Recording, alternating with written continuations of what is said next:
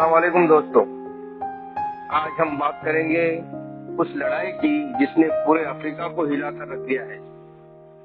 Sudan में चल रहे गृह युद्ध यानी सिविल वॉर की एक ऐसी जंग जो अप्रैल 2023 से अब तक थमी नहीं है और जिसने लाखों लोगों को घर, रोटी और सुरक्षा इन तीनों से दूर कर दिया है।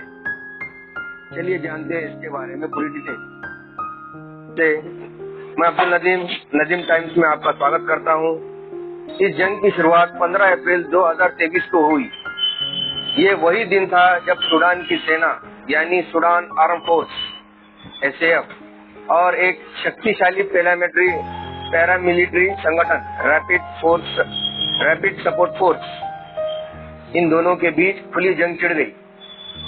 दोनों के बीच टकराव की असली वजह थी शक्ति, संघर्ष और सेना के पुनर्गठन पर मतभेद। RSF को नियमित सेना में मिलाने की प्रक्रिया चल रही थी, लेकिन लीडरशिप, रैंक और ओहदे को लेकर बड़ा विवाद छिड़ गया।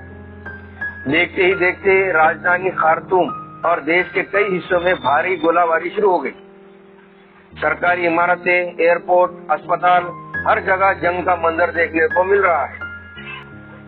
अब ये जंग किसके बीच चल रही है?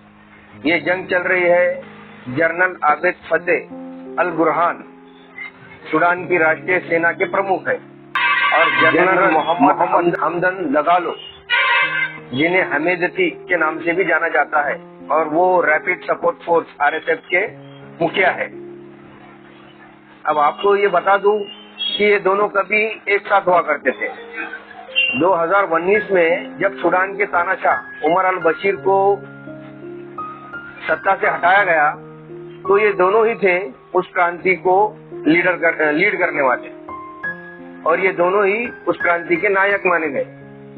लेकिन आगे चलकर सत्ता की लालच में इन दोनों साथियों को एक दूसरे से दूर कर दिया और एक दूसरे का दुश्मन बना दिया। पिछले 2 सालों में ये जंग पूरे देश में फैल गई। राजधानी खार्तूम, पश्चिम क्षेत्र डारफर और उत्तरी क्षेत्र के शहर अल फशर, ये 3 सबसे खतरनाक जगह बन चुके हैं जहां ज्यादा नुकसान हुआ है। संयुक्त राष्ट्र और राहत संगठनों के अनुसार 12 मिलियन से ज्यादा लोग अपने घर छोड़ने पर मजबूर हो गए हैं और करीब 3 करोड़ लोग अब मानवीय सहायता पर निर्भर है।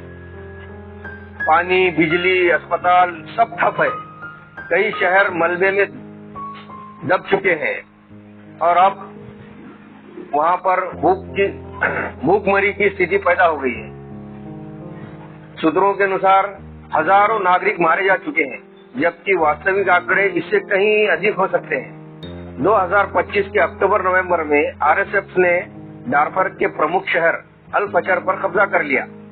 वहां हुए हमले में सैकड़ों नागरिकों की हत्या और महिलाओं के खिलाफ अत्याचार के मामले सामने आए हैं। संयुक्त राष्ट्र ने इस घटना को कत्लेआम करार दिया है। अमेरिका ने भी RSF पर जनसंहार और मानवता विरोधी अपराधों का आरोप लगाया है। फलस्तीन में नरसंहार हुआ था, लेकिन वो 2 अलग अलग गुटों में हुआ था, एक गैर मुस्लिम और एक मुस्लिम। लेकिन अब जो सूडान में हो रहा है, ये आपस में ही जंग हो रही है। शहर शहर भूख और बीमारी फैल रही है। खाने पीने की चीजों की कीमतें आसमान छू रही है। बच्चों में भूखमरी का स्तर खतरनाक बढ़ता जा रहा है। संयुक्त राष्ट्र ने चेतावनी दी है कि अगर जल्द वहां पे मदद नहीं पहुंची तो सूडान पूरी तरह भूखमरी स्थिति में जा सकता है। अब इंटरनेशनल लेवल पर क्या उसके रिएक्ट आ रहे हैं? अमेरिका, यूरोप, अफ्रीकी यूनियन, सभी ने बार बार युद्ध विराम की अपील की है, लेकिन कोई भी समझौते के लिए तैयार नहीं है। दोनों पक्ष एक दूसरे पर भरोसा नहीं कर रहे हैं और राजधानी पर नियंत्रण को लेकर जंग जारी है। संयुक्त राष्ट्र महासचिव ने कहा है, सूडान का युद्ध अब नियंत्रण से बाहर हो चुका है।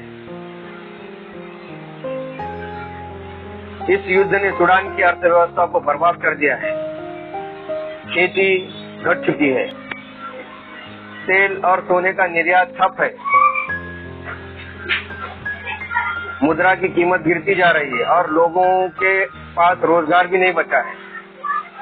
अंतर्राष्ट्रीय मुद्रा कोष IMF के अनुसार देश की GDP में 40% से ज्यादा गिरावट आई है।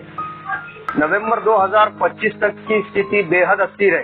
RSF अब देश के बड़े हिस्से पर कब्जा कर चुकी है, खास तौर पर पश्चिमी सूडान और डारफर क्षेत्र में। सरकारी सेना केवल कुछ इलाकों में टिकी है। सऊदी अरब और अफ्रीकी यूनियन ने दोनों में समझौता कराने की बहुत कोशिश की, लेकिन कोई ठोस नतीजा नहीं निकला। 70,000 नागरिक अभी भी शहर में फंसे हुए हैं। पड़ोसी राज्य नॉर्थ कोर्दोफान के 12 इलाके से भी जुल्म कभी जंगबंदी होगी। फिलहाल इसका जवाब मुश्किल है। जब तक दोनों सेनाएं सत्ता विभाजन को लेकर सहमत नहीं होती, तब तक युद्ध रुकने के आसार नहीं है। मासूम नागरिकों के लिए ये संघर्ष अब जीवन और मृत्यु का सवाल बन चुका है। अब हमको ये देखना है इंटरनेशनल लेवल पर आगे की क्या स्ट्रेटजी होती है और इस सिविल वॉर को, इस हो रहे कत्लेआम को किस तरह रोका जा सकता है।